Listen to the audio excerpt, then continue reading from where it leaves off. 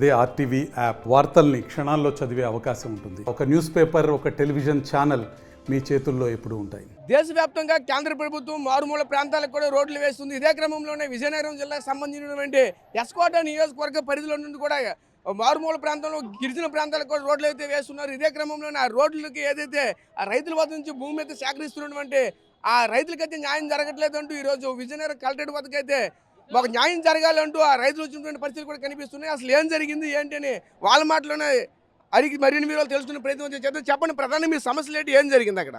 ముఖ్యంగా పెందుర్తి నుండి బొడ్డవార highway line 516B line డైరెక్ట్గా రావాల్సిన లైను పెద్ద పెద్ద వాళ్ళు నష్టపోతున్నారనే ఉద్దేశంతో పొలాల్లోంచి మళ్లించి రైతులు బాగా నష్టపోయే విధంగా ప్రభుత్వం చర్యలు తీసుకుంది. దానికి అనుగుణంగా మాకు చాలా నష్టం జరుగుతుంది.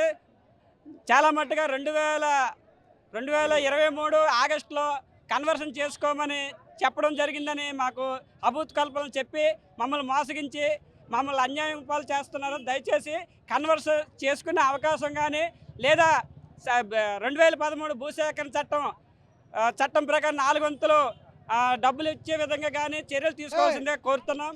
అదేవిధంగా అటువంటి చర్యలు తీసుకొని ఎడల ఈరోజు రైతులందరం కలిపి యావత్ ఎస్కోట పట్టణంలో ఉన్న రైతులందరం కలిసి రిలే నిరాహార దీక్ష కానీ కలెక్టరేట్ ధర్నాలు కానీ ఇవన్నీ కార్యక్రమాలు చేపడతాము. ఇక్కడితో ఆగేది లేదు. ఈరోజు కలెక్టర్ గారు దృష్టిలో పెడుతున్నాము. దానికి అనుగుణంగా రైతులకి ప్రత్యేకంగా దృష్టి పెట్టుకొని ఈరోజు ఫిబ్రవరిలో భూమి వాల్యూ పెరిగింది. దాని దృష్టిలో పెట్టుకొని 3 రెట్లు ఇవ్వాల్సిందిగా కోరుతున్నాం. అదే ప్రకారంగా ఆ ఎవరి ఎడల మేము ఉధృతం చేస్తామని కలెక్టర్ గారికి విన్నవించుకుంటున్నాం. రైతన్నలందరూ కూడా పేద రైతులు. ఈరోజు ఈ రైతులపై పాలక ప్రభుత్వాలు ప్రమాదకరమైనటువంటి పిడుగు లాంటిది వేసింది. ఏంటంటే ఓ పక్కేమో పేద రైతులు పొలాలపైనే జాతీయ రహదారి 516B జాతీయ రహదారి ఆల పొలాల నుంచి వెళ్తుంది. అదే రైతుల పొలాల నుంచి సుజల స్రవంతి ఎడమ కాలువ కూడా వెళ్తుంది. 2 రకాలుగా పూర్తిగా సెంటు భూమి లేకుండా ఈ రైతులు నిర్వాసితులు అవుతున్నారు. వీళ్ళకి అన్యాయం జరుగుతుంది. వీళ్ళకి ప్రధాన డిమాండ్ ఏంటంటే వీళ్ళకి ఏదైతే ప్రైవేట్ మార్కెట్ వాల్యూ ఉందో ప్రైవేట్ మార్కెట్ వాల్యూ ప్రకారం వీళ్ళకి పరిహారం చెల్లించాలని ఒకటి, లేదంటే 2013 భూసేకరణ చట్ట ప్రకారంగా వీళ్ళకి పరిహారం చెల్లించాలని, లేదంటే భూమికి బదులు భూమి. ఎందుకంటే భూమి కోల్పోతే ఈరోజు రైతన్న సొసైటీలో తిరగలేడు, వాడికి మార్కెట్లో కూడా గౌరవం ఉండదు. ఎందుకంటే మార్కెట్ రేటు చూస్తే విపరీతంగా బాగా కోట్లలో ఉంది. ఈరోజు ప్రభుత్వం ఏమో పావలా చేతులు పెట్టి చేతులు దురిపోతుందని చూస్తుంది. కానీ నిజంగా ప్రభుత్వానికి చిత్తశుద్ధి ఉంటే ఈ పేద రైతులు పొట్టకొట్టకుండా మరోసారి వీళ్ళందరికీ కూడా ల్యాండ్ కన్వర్షన్కి అవకాశం ఇవ్వాలని చెప్పి మేము డిమాండ్ చేస్తాం. ఎందుకంటే ఏ ఒక్క రైతానికి కూడా కన్వర్షన్ చేసుకొని చెప్పలేదు.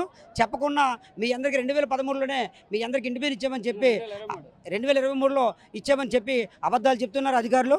కాబట్టి ఈరోజు అధికారులు అటు ప్రభుత్వం రైతన్నలు మోసం చేసే విధంగా వ్యవహరిస్తున్నారు.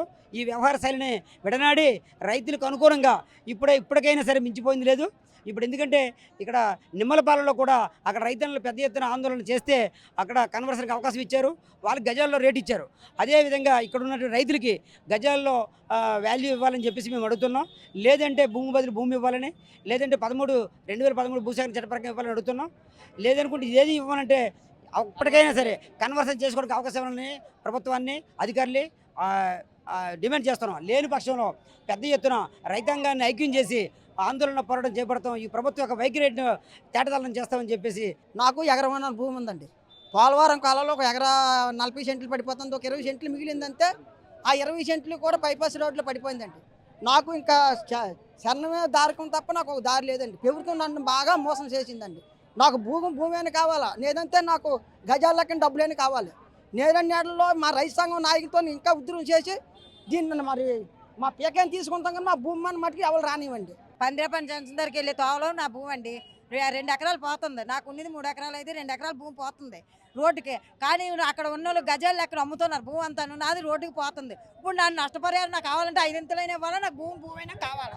నాకు భర్త లేడు, 2 ఆడపిల్లలతో ఉన్నాను నేను. నన్ను ఇలా ఏడిపించక అధికారం కాదు ఇది. పెద్దలు మీరు అన్ని ఆడపిల్లలకే రాజ్యాంగం అంటారు, ఆడపిల్లలకే అన్నీ అంటారు. ఇప్పుడు ఆడపిల్లలతో ఉన్నదని నాకు ఏడు చేస్తారో చెయ్యండి. నా 2 ఎకరాల భూమి పోతుంది. ఇప్పుడు నన్ను ఎలా బతకాలి, నాకు ఏడు చేస్తే నాకు దారి చూపించండి. 2 ఎకరాల భూమి నాకు అక్కడ సెంటుల లెక్క అమ్ముతున్నారు. ఇప్పుడు నా భూమి పోతే రోడ్డు పక్క ఉండడం సెంటుల లెక్కే ఉన్నాయి, గజాల లెక్క. ఇప్పుడు నాకు సెంటుల లెక్క తీసేసుకుంటాం, గవర్నమెంట్ రేట్ తీసేసుకుంటాం అంటే నాకు అవదు. కొంత భూమి నాకు చెప్పాలా, నాకు 5 రెట్లకి 5 రెట్లు నష్టపరిహారం నాకు చెప్పాలా. అది నాకు కావాల్సింది. నా పిల్లల్ని చదివించుకోవాలా, నా పిల్లలు పెద్దవాళ్ళు చేసుకోవాలి, ఆడపిల్లల్ని.